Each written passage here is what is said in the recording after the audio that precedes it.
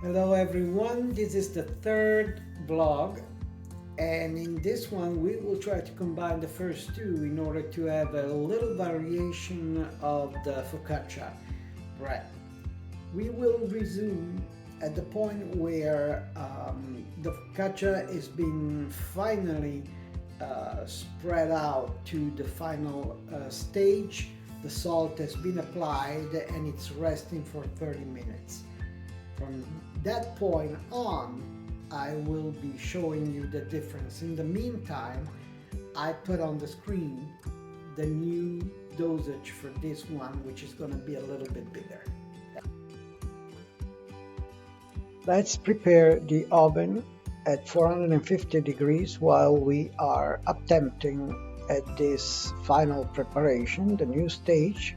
As you remember, we are going to apply our fingerprints all over the focaccia bread to create crates that will be filled by the liquid. For the liquid, this time we have half of the pesto that we prepared together previous time.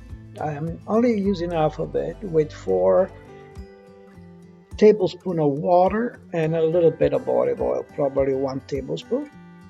And now we will spread this liquid preparation all over with the help of a cooking brush.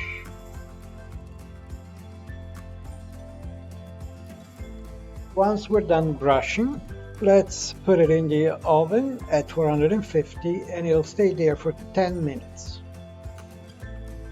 There we go. After 10 minutes, this is what we see. It's halfway through cooking. We're gonna sprinkle the shredded mozzarella all over. And after that, we're gonna put it back in the oven for an extra 10-11 minutes. The time is according to the oven. Here it is, right out of the oven after 10 minutes. The extra 10 minutes, 11. Keep an eye, every oven is different, so it might require different times. And it's ready to be eaten. There's nothing left to say but Buon Appetito! Buon appetito!